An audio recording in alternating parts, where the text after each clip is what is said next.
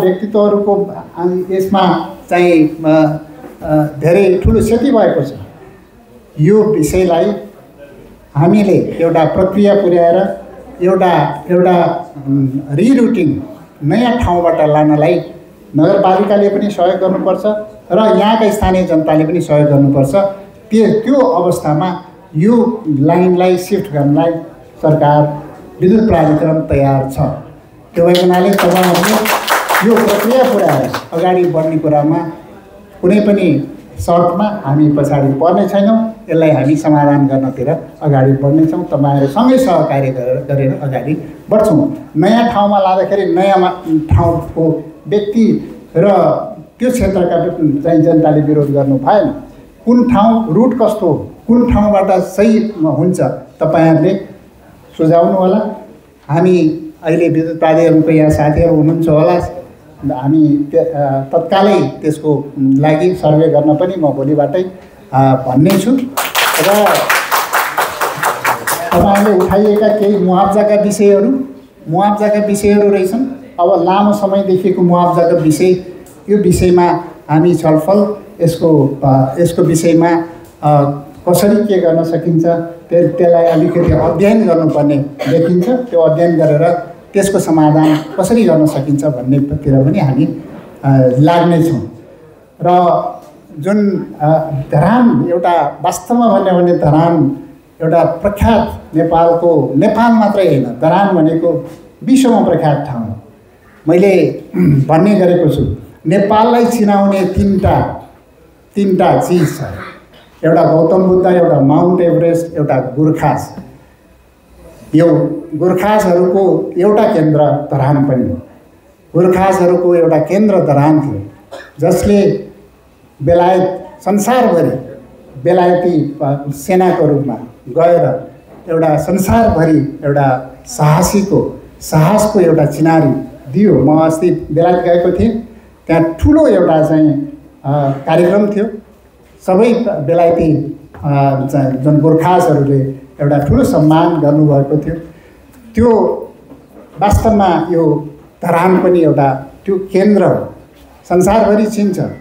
यो केन्द्रलाई, यो सुन्दर नगरलाई हामीले सबै इन्फ्रास्ट्रक्चर, सबै किसिमका सुविधाहरू कसरी सम्पन्न गर्न सकिन्छ भन्ने कुरा सरकारले विशेष हेर्नुपर्छ। हामी हेर्नेछौँ। अब यो टनेलको कुराहरू आयो। एउटा टनेल बनायो भने विद्युत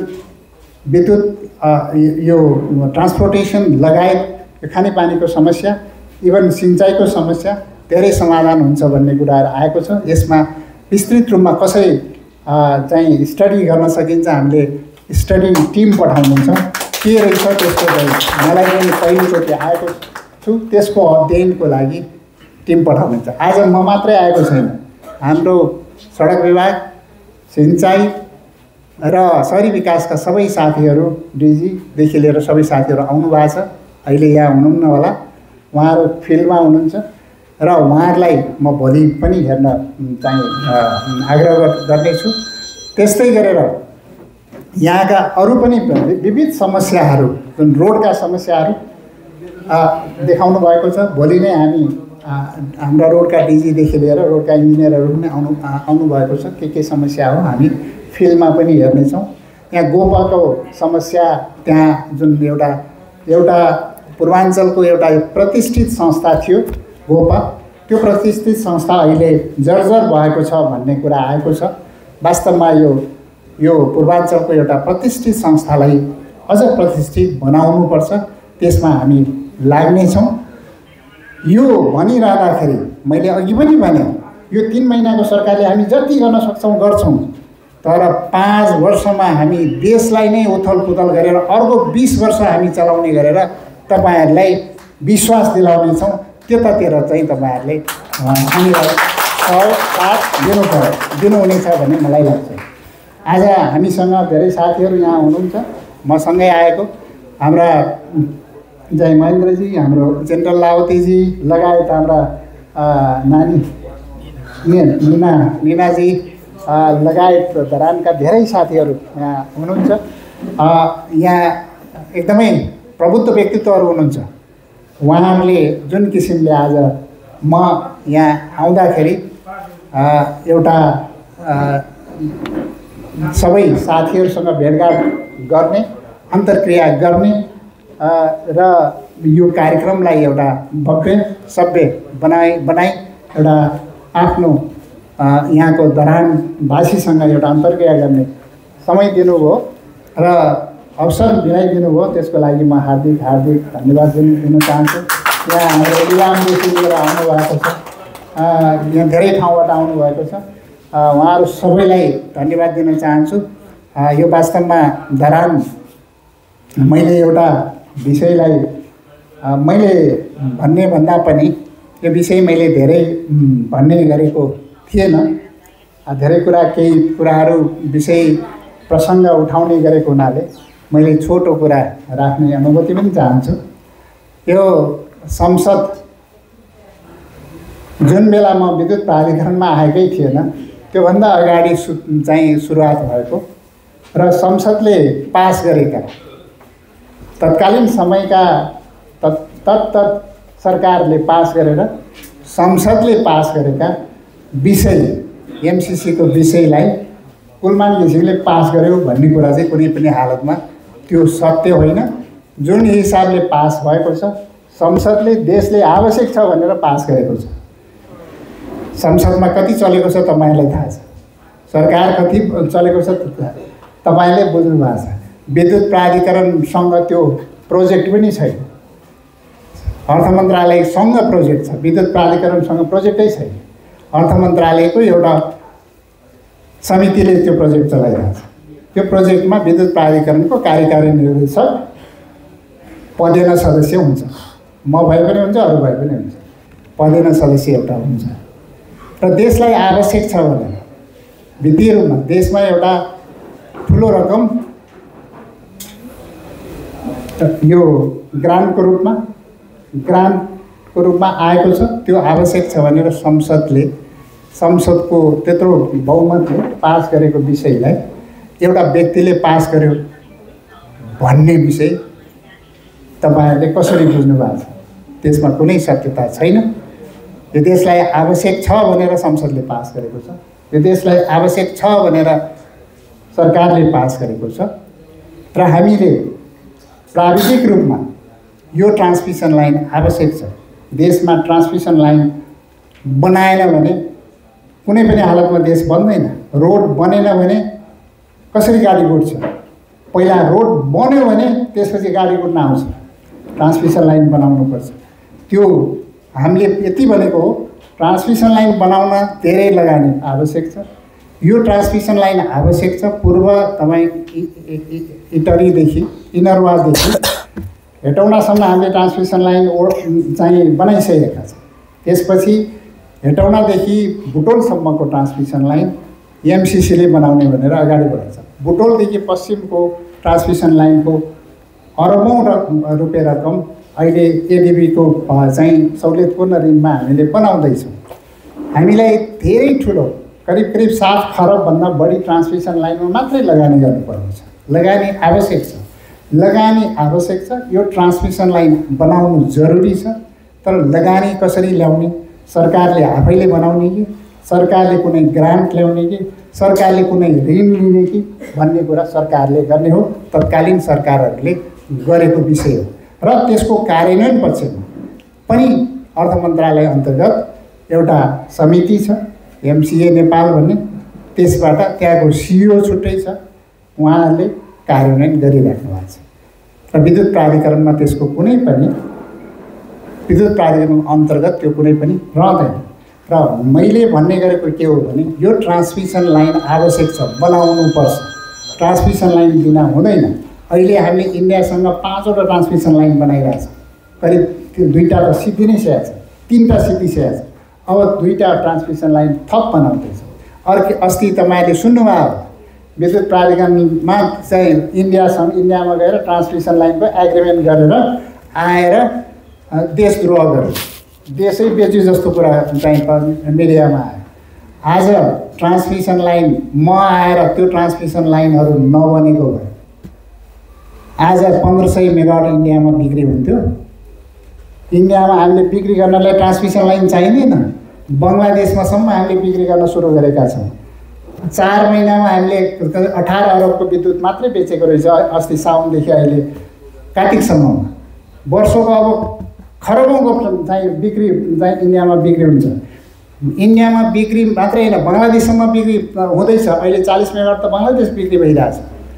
मैले देशमै खपत गर्नुपर्छ, बिक्री गर्ने भन्दा पनि देशमै खपत गर्ने हो, तर बढी भएको विद्युत फाल्ने होइन बेच्ने हो। एकछिनपछि यो बत्ती निप्छ। यो निभेको बत्ती कहाँ प्रयोग हुन्छ त? बढी हुन्छ नि सिस्टम, त्यो बत्ती कहाँ जानुपर्छ? त्यहाँ इन्डिया जान्छ। यो समुद्र हो, त्यो काहीँ न काहीँ खपत हुन्छ, त्यो बिक्री हुन्छ। तपाईँले इन्डियामा यहाँ धेरैको कुरा आइरहेछ, इन्डियामा त विद्युत बेचेर राष्ट्रघाती गर्यो। इन्डियामा किन बिक्री गर्ने? अब राष्ट्रघाती त्यो बोल्ने मान्छे राष्ट्रघाती हो कि बिक्री गर्ने मान्छे राष्ट्रघाती हो? अब तपाईँले हामीले भनेका छौँ अब 10 देखि 15 वर्ष 20 वर्षभित्र 10 वर्षमा हामी कति 28,000 मेगावाट भनेका छौँ।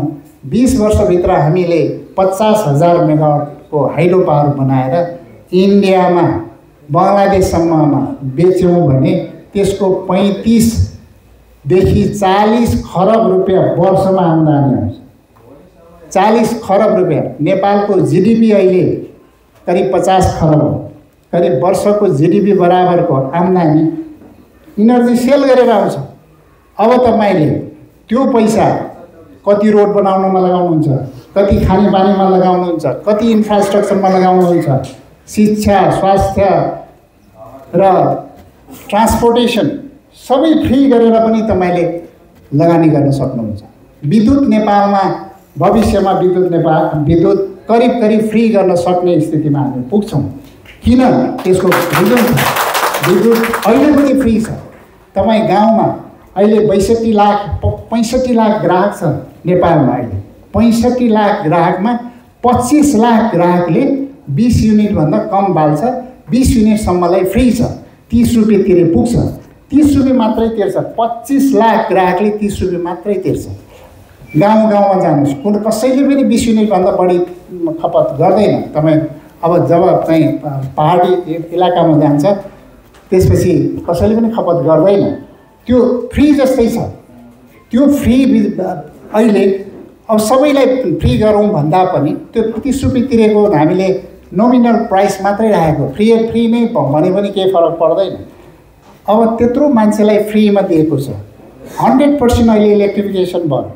सबै म आउँदाखेरि 50% जनताले मात्रै विद्युतको एक्सेस पाएको थियो, विद्युतको पहुँच पाएको थियो। अहिले 100% जनताले विद्युतको चाहिँ एक्सेस पाएको छ। नेपालमा यो फर्पिङ भन्ने जलविद्युत बनेको 1911 मा हो। 125 करिब 115 वर्ष भयो। 105 वर्षमा करिब चाहिँ 50% मात्रै विद्युतीकरण भएछ। तर विगत 8 वर्षमा करिब 50% थपेर 100% विद्युतीकरण भएको छ। गाउँमा विद्युत पुगेको छ। एउटा गाउँमा रहेको व्यक्तिले 30 रुपियाँ विद्युतलाई तिर्छ, इन्टरनेटलाई 800,000 रुपियाँ तिर्छ र मोबाइललाई हरेक व्यक्तिले 500 रुपियाँ मात्रै तिरेर 4 जनाले करिब 2000 तिर्छ। विद्युतलाई 300 रुपियाँ 30 रुपियाँ तिर्छ। 3000 रुपियाँ कम्युनिकेसनमा खर्च। तपाईँले हेर्नुहोस् न, हरेक व्यक्ति एउटा परिवारमा 5 जनाले अरू 4 जनाले मात्रै मोबाइल युज गर्यो भने 500ले पनि 2000 जान्छ। इन्टरनेट चलिरहेछ। इन्टरनेटको कति छ? विद्युत त फ्री, अहिले अलमोस्ट फ्री छ अहिले पनि। अब 10 वर्ष 15 वर्षपछि अहिले प्राइभेट सेक्टरले बनाएको विद्युत सबै सरकारले फ्रीमा आउँदैछ। 4000 मेगावाटको विद्युत बनेको छ, जबकि म आउँदाखेरि 800 मेगावाट मात्रै थियो नेपाल। 800 मेगावाटबाट 4000 हो। 105 वर्षमा 800 मेगावाट, अहिले 4000 मेगावाट 8 वर्षमा बन्यो। यो त ठुलो क्रान्ति भएको हो नि, ठुलो परिवर्तन भएको हो नि। अनि गाउँमा विद्युत पुग्यो। अहिले इलेक्ट्रिकल भेहिकलको कति ठुलो चार्जिङ स्टेसनको बिजनेस बनेको छ। चार्जिङ स्टेसनबाट मान्छेले रोजगारी पाएको छ, बिजनेस भएको छ। हरेक ठाउँमा अहिले इलेक्ट्रिकल भेहिकल आएको छ। लोड सेडिङ भएको भए त्यो सम्भव थिएन। त्यो भएको हुनाले यो ठुलो परिवर्तन भएको छ। यो परिवर्तनलाई चाहिँ महसुस गरेर परिवर्तन भएको हो भनेर महसुस पनि गर्नु पर्यो नि। त्यो भएको हुनाले यो परिवर्तन विद्युत मैले अस्ति चाहिँ युरोपमा जाँदाखेरि लक्जमबर्ग गएको थिएँ। लक्जमबर्गमा एउटा प्रधानमन्त्री 2 पटक मात्रै गर्न संविधानले 2 पटक मात्रै प्रधानमन्त्री हुन पाउने 4 वर्ष 8 वर्ष प्रधानमन्त्री भएपछि जनताले फेरि पनि यो चाहिन्छ यही प्रधानमन्त्री चाहिन्छ भनेर 20 वर्षसम्म संविधान चेन्ज गरेर 20 वर्षसम्म उसैलाई प्रधानमन्त्री राख्यो। किन राख्यो भन्दा डेलिभरी दियो, त्यो विश्वास त्यो समृद्ध बनायो। लक्जमबर्ग भन्ने देश अहिले संसारको सबभन्दा ठुलो पर क्यापिटा इन्कम भएको देश, करिब 57,000 कि 60,000 डलर पर क्यापिटा चाहिँ इन्कम छ। त्यो त एउटा नेतृत्वले गर्दो रहेछ नि। त्यहाँ ट्रान्सपोर्टेसन फ्री छ, त्यहाँ चाहिँ शिक्षा स्वास्थ्य सबै फ्री छ। तर रिसोर्स त केही छैन। टुरिज्म अरू रिसोर्स हाम्रो जस्तो हाइड्रो त्यस्तो ठुलो रिसोर्स त छैन। हामीसँग रिसोर्स छ। यो रिसोर्सलाई प्रयोग गरेर नेचुरल रिसोर्सहरूलाई प्रयोग गरेर हामी समृद्ध देश बनाउन सक्छौँ। यो समृद्धिको लागि नेतृत्व आवश्यक छ। नेतृत्व अहिलेसम्म किन फेल भयो भन्दा विश्वास फेल भयो। विश्वास किन फेल भयो भन्दा भ्रष्टाचार भयो, सुशासन भएन, डेलिभरी भएन र विकास निर्माण गर्न सकेन। त्यसले गर्दाखेरि फेल भयो। अब हामी त्यतातिर अब डेलिभरी दिएर देशलाई समृद्धतिर अगाडि बढ्नुपर्ने छ। मैले आगामी दिन अब देशकै लागि एउटा परिवर्तनको लागि अगाडि बढ्ने प्रतिबद्धता व्यक्त गर्दै अगाडि आएका छौँ। हामीले उज्यालो नेपाल बनाउने भनेर आएका छौँ। उज्यालो नेपाल समग्र क्षेत्रको उज्यालो हो। उज्यालो नेपाल भनेको एउटा बत्तीको उज्यालो मात्रै होइन, समग्र क्षेत्रलाई उज्यालो बनाउने, समृद्ध बनाउने। हाम्रो विकासको प्रिन्सिपल, विकासको सिद्धान्त नै उज्यालो बनाऊँ, अगाडि बढौँ। र यहाँहरू सबैलाई आजको लागि आज यति लामो समय बस्नु भएकोमा धन्यवाद दिँदै बिदा हुन्छु। धन्यवाद।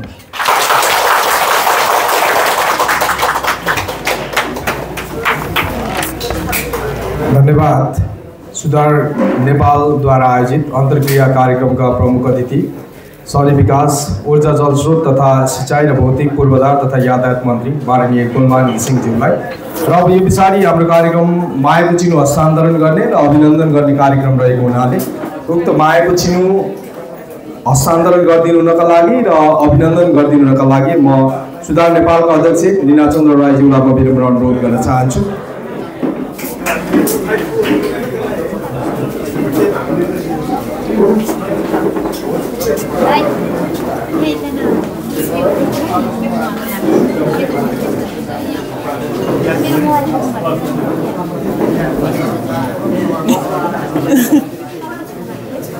को रहेछ श्रेष्ठ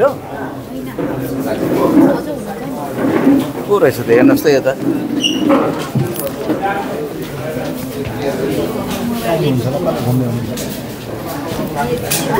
सुधार नेपालले कुलमान घिसिङज्यूले अहिलेसम्म नेपाली जनताको मुहारमा हाँसो ल्याउनको लागि गर्नुभएको अथक प्रयासको सम्मान गर्दै उहाँलाई अभिनन्दन पनि गरेको छ।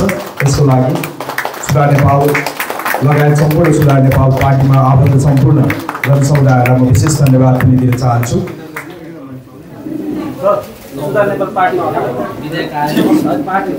सुधार नेपाल संस्था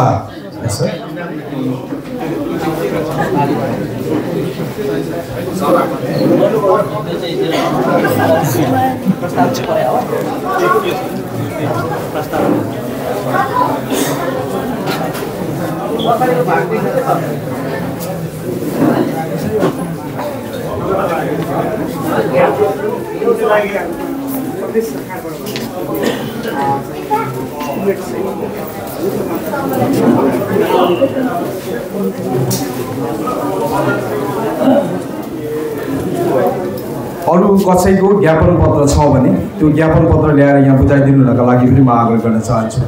अरू कोही व्यक्तिहरू सङ्घ संस्थाहरूको ज्ञापन पत्र रहेको छ भने त्यो ज्ञापन पत्र यहाँ ल्याएर मन्त्री समक्ष बुझाइदिनुको लागि म विनम्र अनुरोध गर्दै अब म कार्यक्रमको अन्तिम चरणमा हामी प्रवेश गरिसकेका छौँ। यो अन्तिम चरणमा प्रवेश गर्ने क्रममा अब यो कार्यक्रमको औपचारिक समापन गरिदिनुका लागि म सुधार नेपालका अध्यक्ष लीना चन्द्र राईज्यूलाई यो माइक्रोफोन हस्तान्तरण गर्दै म पनि बिदा हुन चाहन्छु।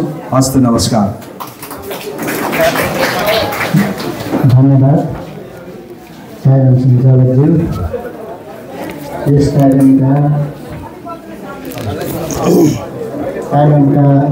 प्रमुख अतिथि उदयमान एउटा स्टार भनौँ एउटा महत्त्वपूर्ण छवि बोक्नुभएका माननीय मन्त्रीज्यू लगायत यहाँ ड्यासमा आसीन अतिथिगण र अगाडि हाम्रो निमन्त्रणालाई स्वीकारेर आइदिनुभएका सम्पूर्ण आदरणीय महानुभावहरू र सञ्चारकर्मी मित्रहरू, यहाँ आज हामीले सुधार नेपालले यो एउटा भेटघाट तथा अन्तर्क्रिया कार्यक्रम आयोजना गरेका छौँ।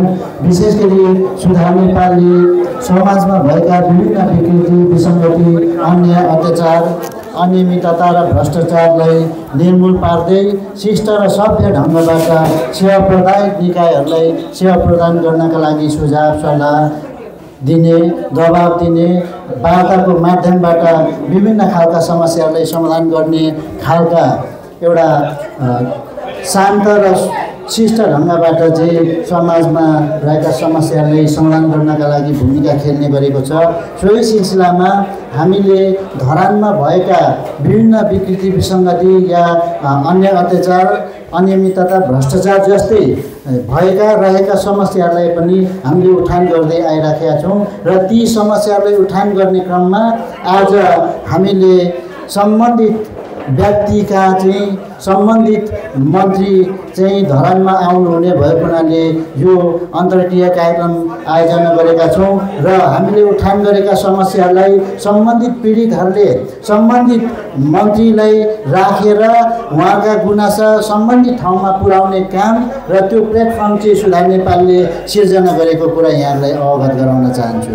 र आज हामीले यी सम्पूर्ण विषयहरूमा आवाजहरू उठाइराखेका छौँ र सम्बन्धित निकायहरूमा कार्यालयहरूमा चाहिँ हामीले ज्ञापन पत्र लिने जाने र टेबल टक गर्ने, हामीले सुझाव सल्लाहहरू दिने र छलफल गर्ने र छलफलको कार्यक्रम आयोजना गर्ने खालका कामहरू गरिरहेका छौँ र त्यसैको कन्टिन्युटी एउटा यो कार्यक्रम अन्तर्क्रिया कार्यक्रम पनि रहेको कुरा म यहाँलाई जानकारी दिन चाहन्छु।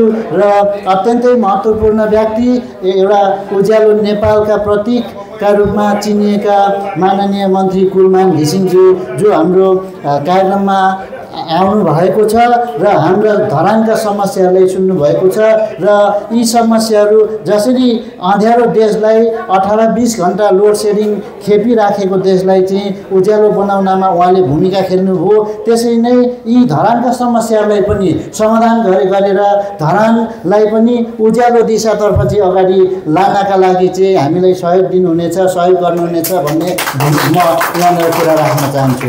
र विभिन्न कुराहरू छन्। छोटोमा मैले के कुरा राख्न चाहन्छु भने धरानको कोशी राजमार्ग त्यसको एउटा सङ्घर्ष समिति छ, त्यसको संयोजक पनि म रहेको हुनाले कोशी राजमार्गको थोरै एउटा टिप्पणी गर्न चाहन्छु।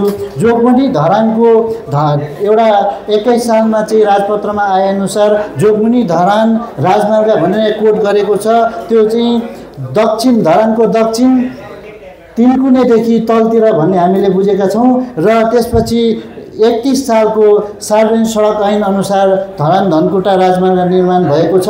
यी धरान धनकुटा र जोगबनी धरानको चाहिँ जो राजमार्गहरू दुईवटा छन् र धरान धनकुटा चाहिँ बेस क्याम्पबाट मास्तिर भएको हुनाले बेस क्याम्प उत्तरखण्डको बेस क्याम्पदेखि दक्षिण खण्डको तिनकुनेसम्मको यो जुन सडक हो सहरी सडक भए तापनि 2072 सालको भूकम्पपछि घर निर्माण गर्ने क्रममा चाहिँ अलिकति एउटा एउटा इन्जिनियरिङ हिसाबले पनि व्यवस्थित गर्नुपर्ने भएको हुनाले सोधखोज गर्ने क्रममा नगरपालिकाले सडक विभागलाई चाहिँ सोधेका कतिपय पत्रहरू छन्। ती पत्रमा चाहिँ राजमार्गको हकमा चाहिँ 31 मिटर गरी 62 मिटर रोक्का गर्नुपर्छ भनेर जो जोगमनीदेखि धरान धनकुटासम्मको एउटै लाइनरमा हेरेको हुनाले हाम्रा जो जोगमनी धरान र धनकुटा बिचको लिङ्क वे चाहिँ तिनकुनेदेखि माथि बेस क्याम्पसम्म जो रहेको छ त्यो लिङ्क वेलाई पनि 62 मिटर चाहिँ रोक्का गरेको छ।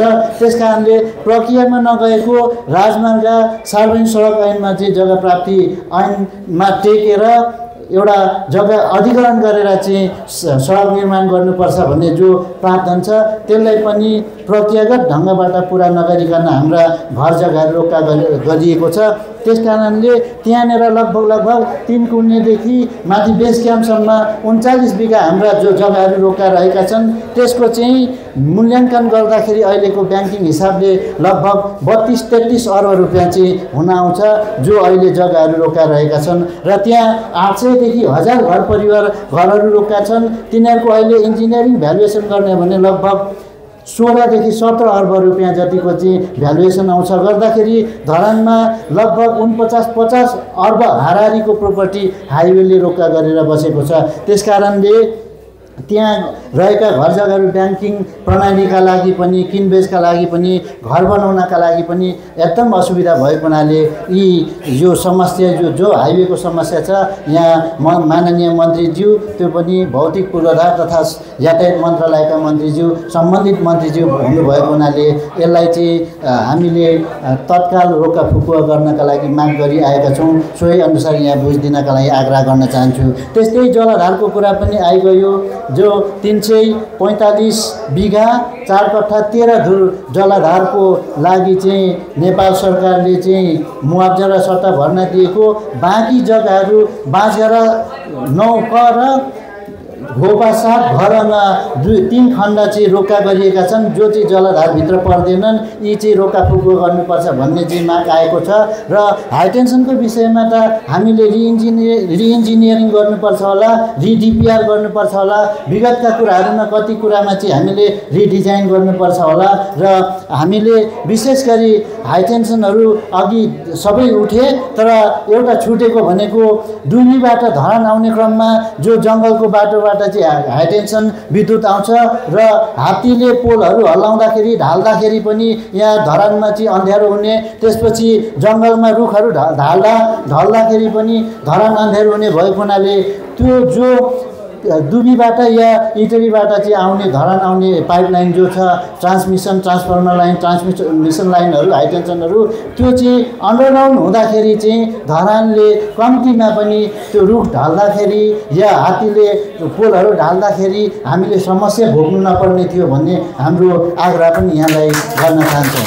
सँगसँगै यहाँ अरू धेरै कुराहरू आए जो सुधार नेपालले चाहिँ उठान गरिरहेका आवाजहरू हुन् र यी आवाजहरूलाई एकमुष्ट रूपमा चाहिँ माननीय मन्त्रीज्यूलाई धरानका समस्यालाई माननीय मन्त्रीज्यूलाई चाहिँ हस्तान्तरण गरौँ या धरानका समस्याहरूलाई चाहिँ मन्त्रीज्यूलाई चाहिँ हामीले टक्राउँ र मन्त्रीज्यूले केही सकेको गर्नुहुनेछ भन्ने आशाका साथ यो कार्यक्रम आयोजना गरेका छौँ र आगामी दिनहरूमा यी र यस्ता खालका समस्याहरू चाहिँ मन्त्रीज्यूबाट चाहिँ यी हाम्रा समस्याहरूलाई चाहिँ कार्यान्वयनमा लानुहुनेछ र कार्यान्वयन गर्नुहुनेछ भन्ने कुरा राख्दै अलि धेरै लामो समय यहाँहरूले पर्खिनुभयो।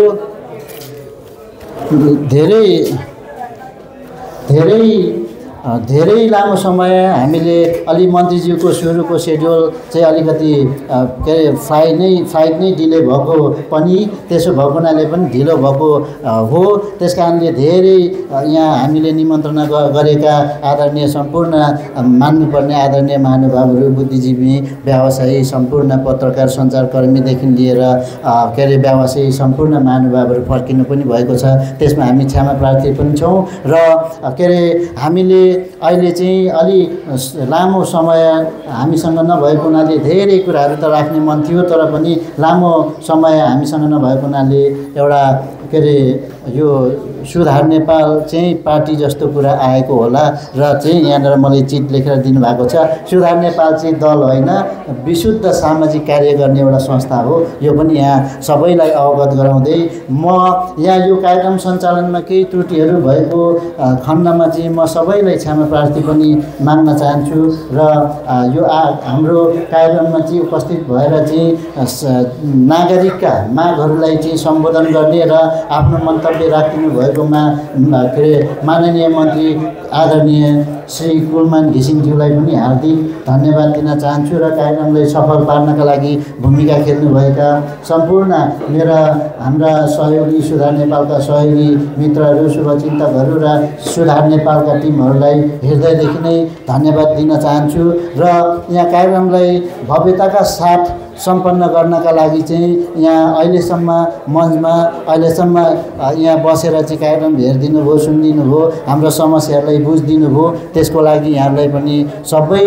उपस्थित महानुभावहरूलाई पनि धन्यवाद दिँदै अन्तिममा यो कार्यक्रममा मैले बोल्नुपर्ने केही कुराहरू छुटेको टुटेको फुटेको र कसैले केही नराम्रो नमिठो लागेको खण्डमा चाहिँ क्षमा प्रार्थी माग्दै म यहाँको सम्पूर्णको अनुमतिले आजको यो कार्यक्रम यहीँ समापन गर्न चाहन्छु। हस्, धन्यवाद। हजुर हजुर हजुर।